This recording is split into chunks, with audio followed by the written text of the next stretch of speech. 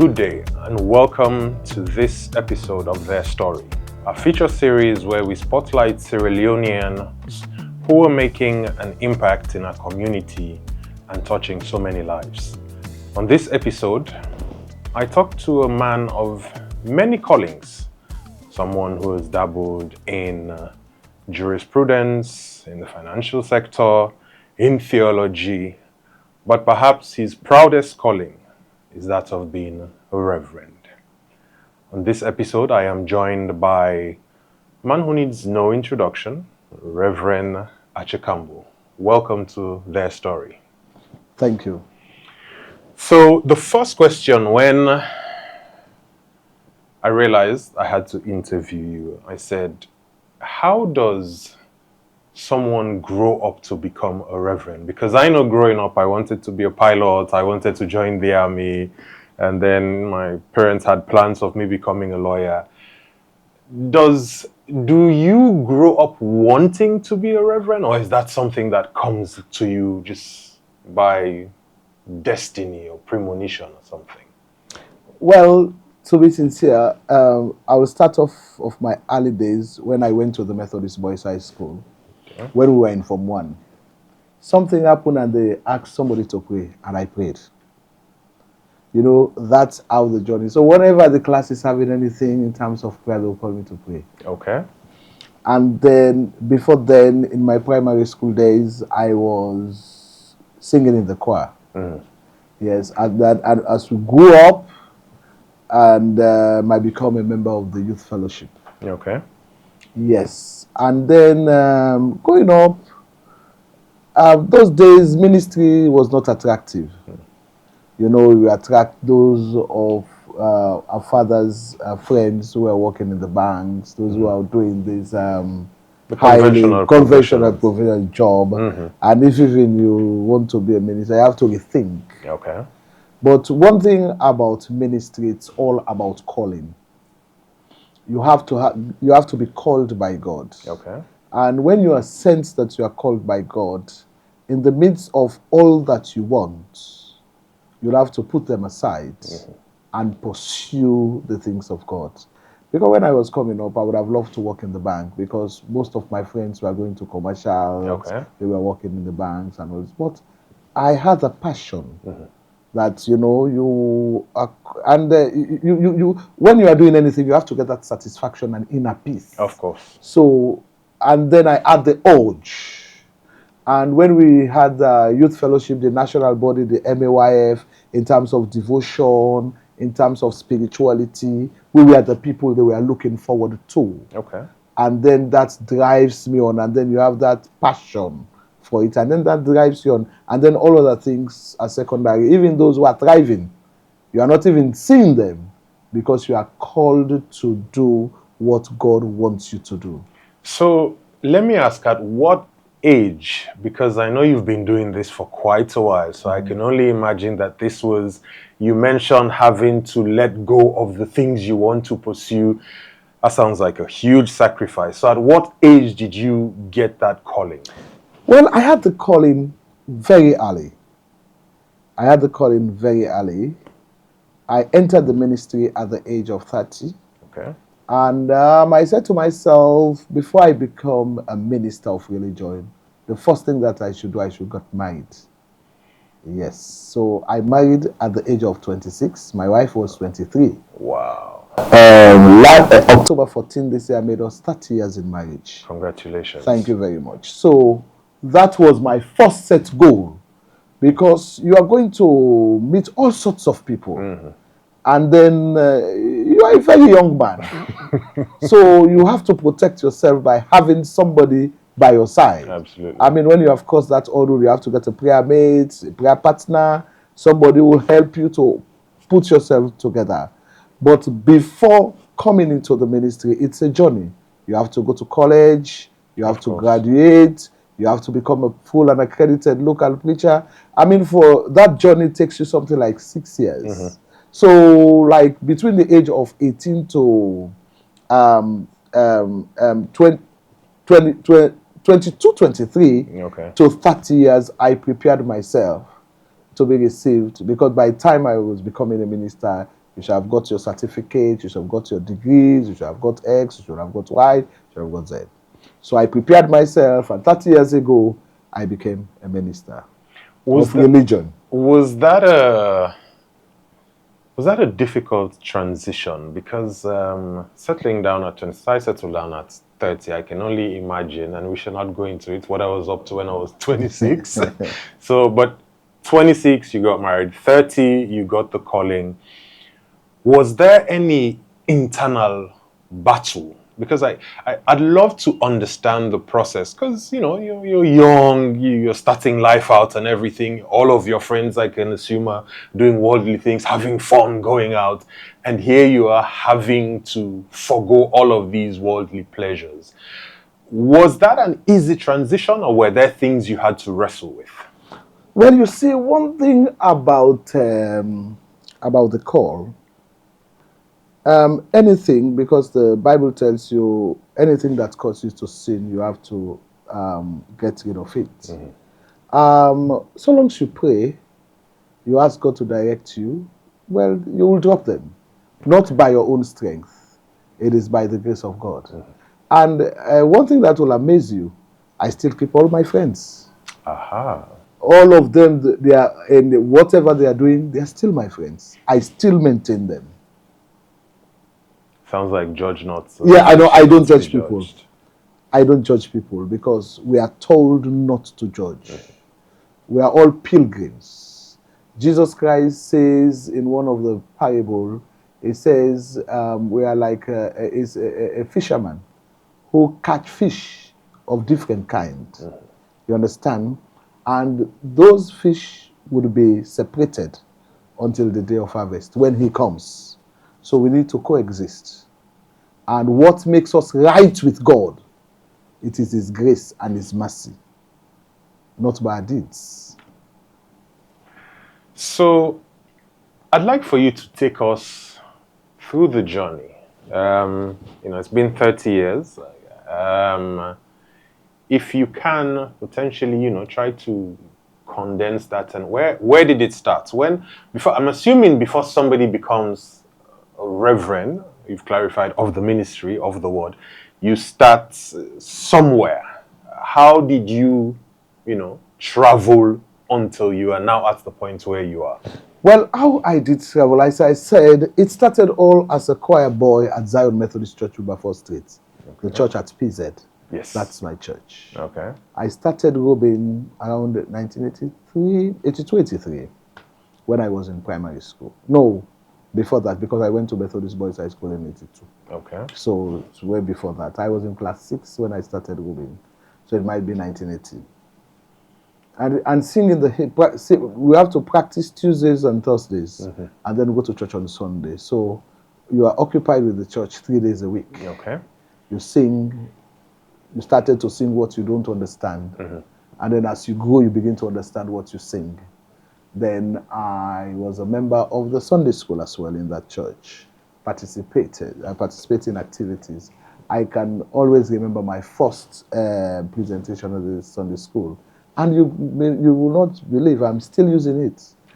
This thing that they invite people, some kind friends have consented to serve as receiver, distinguished gratitude receiver. That was my first presentation at the Sunday school. And then I proceeded to the youth fellowship. And then we have the MAYF, the national. At the MAYF, I became the vice president of that is the Methodist Association of Youth Fellowships, where we bring in all the young people together. In all of this, my role was like a pastoral role in that. So that's the journey.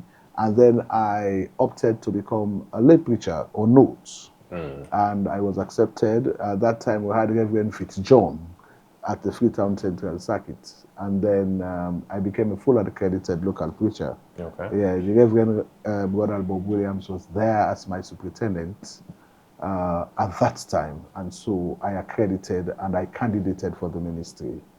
And in ministry, it has been wonderful. I became youth deck secretary. When I became youth deck secretary, it exposed me to the world. I traveled the length and breadth of Africa and Europe, representing Sierra Leone, representing the young people. There are some conferences that you go you are the only one representing Sierra Leone. Yeah. I know that, and which was very good. And then you have the West African bloc. You see how people are lobbying for position. People don't sleep overnights for regional and international positions. And then from youth desk secretary, I became superintendent. I became superintendent at 38 Okay. of one of the largest circuits in Freetown.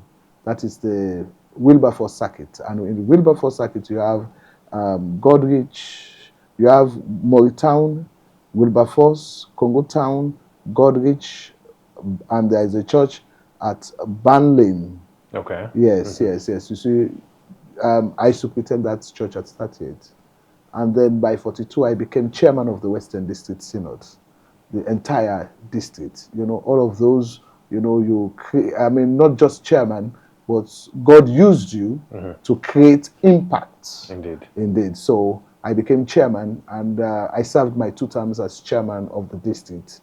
And then, whilst chairman of the district, in 2014, I was superintendent of Wesley Circuit. Okay. Wesley Circuit, that is to the church, one of the is one of the leading churches in the Methodist Church. And then from Wesley, then I am where I am now, at the Freetown Central Circuit. It's such an illustrious career dedicated to the ministry. Yes. I have to say, I'm sure you get this all the time, but I am just in awe of the commitment, and congratulations on all the accomplishments. Thank you. Reflecting on this career journey, what would you say has been your proudest moment? Is there one moment you can say, you sit back, you look and realize, yes, I have made a mark? Yes. When I was chair of the district, 10 years ago, when I was chair of the district, we organized the 50th anniversary. Okay. And we did a lot of things with the help of God. I had a formidable committee, a formidable district. People were really, really supporting the work. And we were able to achieve a lot, both spiritually, financially, and we were able to have talent display of young people and galvanizing the entire Methodist family within the Freetown community. And the climax of it was when we all converged with, for the first time, we had a fabric written on it. We ordered it from Ghana. Yes, we had a fabric, and we were all at Hastings, and it was so wonderful. And we have the village packed full with people. We had march past. We have people, and after the service, we will spend the day at Hastings, and everybody. That was the bar was very, very, very, very, very high. And so I feel very fulfilled, and I thank God that I was called, and all those that we did to the glory of God. Fantastic. I'd like to turn a little to the church and the wider society, that is Sierra Leone. A lot of churches, a lot of Christians, a lot of Muslims. I myself am a Muslim. There was a time I went to church. I always go to church if I'm invited. What do you make of our religious tolerance? I know it is something we're extremely protective of as a country. I believe rightfully so. But I think I would like to get your own perspective, because I know with those of us who, followers, or we congregate and everything, we jealously guard it. But it would be good, I think, to hear your perspective on how well you think we're doing as a country, and if indeed you think that is something we should guard jealously, as I believe it is one of our, to the glory of God, our greatest accomplishments as a country. Yes. In Sierra Leone, the interreligious relationship is very good. And that has kept us going. And I say what used to happen in other countries will not happen here, because it means that we are going to use arms against each other, family members. For me, sitting here, my mother is a coup. I still keep my relationship with my Fulbe family members. Yeah, okay. You understand? They have programs there, I go there. When I have programs, they come. We have mosque activity, we have funerals, we have everything. We support each other. Absolutely. And when we go there, we say Muslim prayers, we say Christian prayers, because they have a minister of religion who is a member of the family. And most recently, we had to resolve we have some issues, and we have to go through an imam. So, and the imam said, well, we have to go into the mosque to settle the matter. So we went. I was leading the delegation. And the imam said, over to you, Reverend. I said, Imam, we can't come to the church and you do not say a prayer for us. So we are in your house. You have to lead us. Of course. I mean, that diffused the whole thing. And the imam said, after, Reverend, I'm going to invite you to preach in my mosque. He won't invite just that. It's about our relationship and how we perceive. You know, as I said in earlier, God, Jesus Christ said, is like a fisherman who casts his nets. All the fish are in there. When he's coming, he will do the sorting out. It is not our responsibility to sort out. And if you look at the other parable about the sower, who plants the wheat, and then robbers or evil people came and plant tear among the weeds. Okay. And whilst they were reporting to Jesus, and they asked him, let us go and with the tear out from the weeds. He said, no, leave them there. Our problem is because we want to do what is not our work. My role as a pastor is to tell you about the love of God and to see what I can do to transform you. Yes. He said, leave them there. So all of us will coexist until the Lord comes. He will separate us. And I pray that when he comes, we will be among the wheats. Amen. Amen. So, your congregation, in terms of demographic, is it young people? Is it old people? I ask because the follow-up question to that is, do you think young people come to church enough, or do you think young people embrace religion enough? Well, from where I'm coming, I will talk from my own denomination. Okay. And I will talk from what I am seeing every Sunday in church. I'm not talking for the others. It's their generation. They are vibrant. They have their own perspective. And so most of the time they think when they don't have what they want, they seek for it outside. Because now we understand why those who were before us, when we are very active and agile in church, we want things to be done. And the older people will say, no, that's not the way. And some people get annoyed. They will go and test waters outside and they come. You know, they are a system. You know, our churches have lived, for instance, Zion Church has been for over 230 years. And we have tested the test of time. I mean, those that they are running to now, some are under 50 years of age. They even do not test the test of time yet. So we try to guard them so that they will not lose sight of where they are coming, because they come with all their energy. But we try to accommodate them. Okay. We try to accommodate them. But we try to accommodate them and guide them. Because, you know, you have this Gen Z generation who want to do things in their own way, but will let them know that there is a way. There is a way. If you look like the Catholic Church, okay, you know, they have such, you look at their tradition, the way they elect their Pope, the way, you know, that tradition has stood for for so many years. But it keeps them. You know, these are the things that as a church we need to keep our values. Absolutely. What makes us, because we have structure. Church is about governance. Nobody can just walk in and do anything, not even the pastor, because everybody has its own role. And so if we do not respect each other's role, then there is going to be a clash. So we try to get the young people to understand that. But they will understand better as they grow older.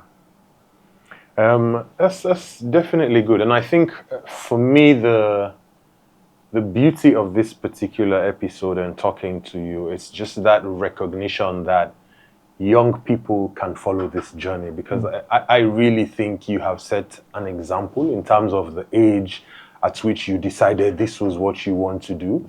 There's a young pastor, I think he's at, is it Lumley Regent Road Church? Yes. Yes, I like him a lot, because for me that's our generation, and that's seeing somebody there who's very active, vibrant. Exactly. When all of us were in that age, it's about a stage. Of course. Yes. Of course. He has all the energy now. The energy he has, we don't have it. We have burnt us.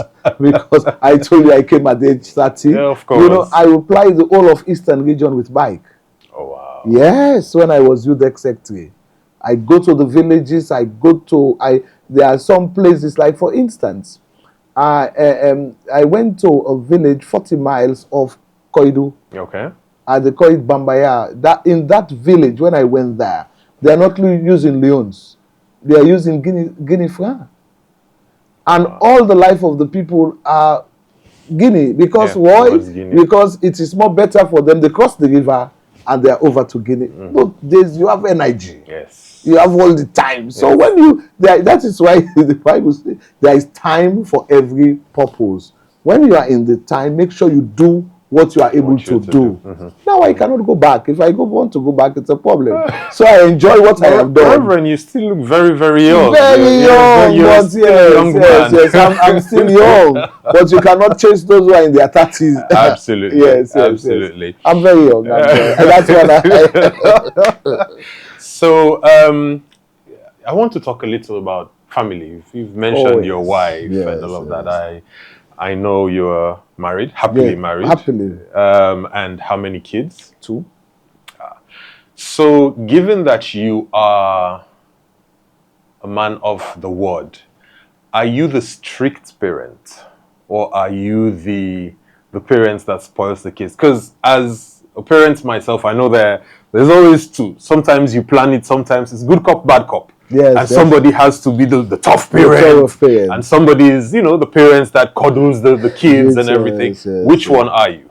Well, I balance it. Because for me, there are times when I preach about love and family. If my wife is there, I'll ask her about the sermon. Do I represent what I preach? Because most of the time when I preach, my wife is around, and my children are around. My wife is very hard. Is the person that is very, very hard.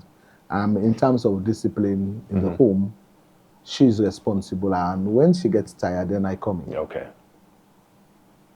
That's division of labor. Yes, when she gets tired, because there are times when you need the male voice. And most of the time, I am not around, but she will update me about what is happening. Okay. And one thing about her, she's in the life of the children until they become adults after 18.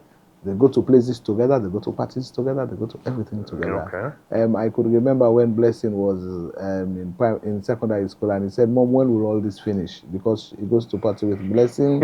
When they have programs, she will sit there, and then she will be able to coordinate in them. You don't do that. And he said, "Why parents leave these kids like that?" And then one day, Blessing asked her, "Mom, where will all this end?" He said, "When you go to university. Because you have to direct the children, and she has a lot of time for her children, and so they have that bond. And for me, as I say, I don't see myself as somebody as the pig, because I look myself. We have a heavenly Father who loved us, who we can come to at any time. Inasmuch as you dispense discipline, your children should be able to see you as the best person to talk to. When they have any problem, they should not be afraid. Absolutely. So, I have somewhere a shoulder to lean on. I don't normally tell them the worst thing you have done, just come to me and talk to me. That is how parenting should be like, not like Lord Hoho. I agree. When your wife and children cannot come near talk you. to you. For me, I'm approachable, I'm accessible, I'm the kind of person. And for now, the children and my wife, they are very bond, they are very friendly. Okay. But when they were coming to office, so no. I could even remember an instance. At that time, Dr. Doreen, she was in primary school. Okay. And, when Doreen was coming up, she was mouthy, brave, and, one day she went home and said, "Oh, Mom, my friend's birthday is today." When we live at the Cockhill community, Okay. we're all neighbors, and the school was just in the center. So we are going there, and the mom said no. And then those days we were land phone. She picked up the phone and called me at the office. "Yes, Dad, good afternoon." I say, "Yes, we are at a party today in a school. My friend has invited me in the neighborhood." And Mom say, "I should not go. And my auntie has just told me that the father is the head of the house." I said, "Okay, tell your father your mom is the head of our house." And that was the end of the matter. You see, you give support Absolutely. to the one who has the strength. Because if you had said go, then it's a divide and rule. Yeah. Because they know how and to kids know how to they know how to play it. Of course. And then since that day, she never asks when her mother says no. Yeah, that's it. She's very firm. Yeah, that's it, For me, they will try to play. I could remember one day, I was not feeling well. I was lying down in the chair and feeling feverish. And then that day, my wife cooked rice and beans. Okay. And she went out to, she was doing her own business. So both of us, Doreen and I, we were at home together. And Doreen said she doesn't want rice and beans, she wants bread. Just two of us. And those days, Cockhill, you don't have those shops around to buy bread. You have to go down. I said, "I'm not feeling well. I'm tired. I cannot." She sat by me like husband and wife. While I was sitting down, she was convincing me to go and buy the bread. And then my wife has the key. She opened the door. I said, "What is happening?" And I said, "Doreen said she doesn't want rice and beans." I said, "What? Come on, pass!" She ate the rice. So you see, these are the things Absolutely. Yes. Absolutely. Do you hope that one of the kids will follow in your footsteps, or are you relaxed? They are free to do whatever they want to do. Or, let me say, do you hope that one of them gets the calling? I'm laughing. Bami does BRS. Okay. At WASC. And I said, "Bami, you can opt in to be a local preacher." And she never answered me. Okay. It's a perspective. For us, we have lay preachers, we have ministers, we have deacon, we have deaconesses. Unlike when you go places like Nigeria, Ghana, you see young people opting not to be a reverend, yes, but as young people to be preaching the word, teaching the word. But in Sierra Leone, when you tell them, in fact, when we were coming up, people like Claude Campbell, he was a lawyer, he was a lay preacher. George Anthony, a lecturer, he was a lay preacher. Mr. Fife, he was a principal. Willie Pratt, you have all of these people who were professionals, but they were lay preachers. Not this generation. When you call preaching, teaching the word, no. Probably it's how they have set it. They are not seeing themselves as who they are fit to preach the word, because the standard, you should not do this, you should not do that. It is grace. Even those of us who are preaching the word, it is just the grace and mercy of God. Of course. We let people understand that. But do you think the church, or the Christian faith, has a role to play in getting young people to understand that, as much as this is it's a sacred duty, it is a calling, but it is not something that you shy away from? Because you spoke about how the Methodist Church has been around 200 and something years, And there's been that continuity because people like yourself at a young age, when people were going off to be accountants, doctors, lawyers, you know, you got the calling and you did not fight it. Because I do believe some people may get the calling and fight it. So do you think, you know, those of you who are now at the helm within that sphere have a role to play for the younger generation? Yes, we have a role to play to see how much we can encourage them. Because that's it, to encourage them in their various fields, let them understand. It is just because of lack of funds, but I believe it is good to send them to the sub-region on 2 weeks trip, look at the church, see what young people are doing. I mean, if you look in places like Ghana, Nigeria, you just go on Facebook, you see how much they are doing, selling it out. You know, let us have a young people, you know, copying the same thing. Seeing them coming, like in fact, you have a lot of them doing public relations in Fobe College. You're doing public relations. It's about communication. And most of them that are doing public relations, if you watch their worst result, they did BRS. So they had the foundation already. It's just to build on that foundation. Be a lay preacher. If you don't want to be a lay preacher, you can even say, I'm going to give up myself to be conducting service. Okay. You know, you have a lot of role that you can play. Whilst you are conducting, you will convince yourself, oh, well, I can go a stage further. Yes.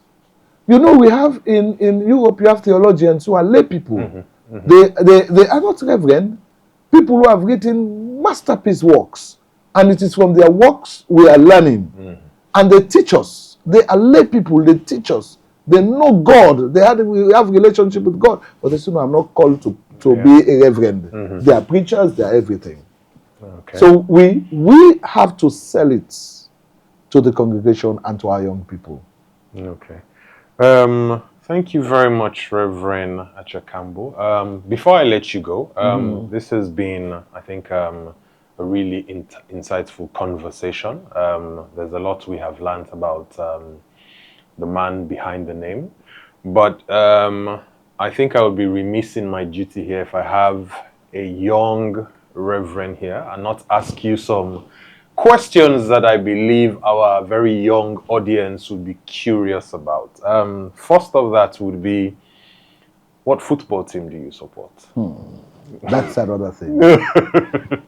That's another thing. I don't support none. You don't? Yes. The reason being, when I want to do my work, I don't want anything to stop me. So I just get up. That's, you know, yes. Most of my friends are supporting Manchester. Let me tell you. Okay. Most of my friends are supporting Manchester United. So I said, well, if I want a team, I will support Manchester. Definitely. So you know, I think you would not be wrong. Yeah. But then I said to myself, oh, I would rather prefer not supporting anything, because Manchester, they will win one game and then down the line they will beat them 4. Okay. Yeah. We will not get into that. So I said, you know. We will not get into that. So I will call them around when they are happy, even those who are living abroad. I say, oh, congratulations. Oh, those who are here. But I call them Bobo Pin. Yeah. You know. I said, so I know because of my work. Okay. Because of my work. Like, for instance, coming here, I have put in my, you cannot say you want to watch game. I cannot put my diary towards, because I totally lost interest when I became youth tech secretary, working with the young people. Everything has to be tailored with football fixtures. And if it is when Manchester, Arsenal, Barca are playing big games, you cannot organize anything. But you cannot do anything because they have to go to the football. So either you do it before the season begins, or you watch the fixtures, and then you plan your activities. Okay. So a few rapid answer questions. What's your favorite Sierra Leonean music right now? You mean social music? Yes. Vanity. I mean, we are dancing to that music, but we don't know the weight that it has. If all of us who are dancing to that music, all of Sierra Leoneans, Everybody danced to that music. So you know that all the grabbing, all the suffering, the pain that we are causing on the lives of Sierra Leonean all is vanities for nothing. The masterpiece houses that we are building, the houses that are customized, all of these things, it doesn't mean anything. When you die, you don't know what is going to happen with that house. It's all vanity. So let's give back that money to the states. Let's develop the life of the poor, the marginalized, those communities who are deprived in this country. You have areas that haven't got pure drinking water, bad roads, no health facility, and yet some people are swimming, amassing wealth. I want them to let them know it's all vanity. Interesting. Phones, Samsung or Apple? What's your preference? Apple. I'm using Apple. Thank God. Apple, yes. Thank God. I'm an Apple fan. I'm an Apple. Well, you know, these days, I was using Samsung, but my children. That's a good one. Yes. And I think finally, if there is, I don't know if I can say your favorite, or maybe I say your go-to Bible verse, the one that always comes to you. Simple. For God so loved the world, that he gave his only begotten Son, that whosoever believeth in him should not perish, but have everlasting life. That's my favorite verse. Thank you very much, Reverend Archer-Campbell. This has truly been an honor and a pleasure. Like I said, congratulations on all the accomplishments. Thank you. Given you are still young, I know you will continue to achieve a whole lot more. Thank you. I hope a lot of people are inspired by your journey. I hope a lot of young people do not shy away from the calling, because at the end of the day, God's work is good work. So thank you for joining us. Thank you, Brian. I really appreciate having you here. You're welcome. Thank you too. Let me use this opportunity to wish you all a Merry Christmas and a bright and prosperous New Year. Thank you for the opportunity. Thank you very much. This has been an episode of Their Story, where we have spoken to the man behind the name, Reverend Archer-Campbell. I am sure you have enjoyed this episode. I am sure you have learned a lot from this episode. I know I definitely have, and I know I feel blessed to just be in good company and talking about the work that he has been doing. If you like this episode and all the other episodes, and you want to continue to follow us on this journey as we talk to Sierra Leoneans who are touching and impacting their community, remember to like, subscribe, and of course, share this and all the other episodes. Thank you and happy holidays.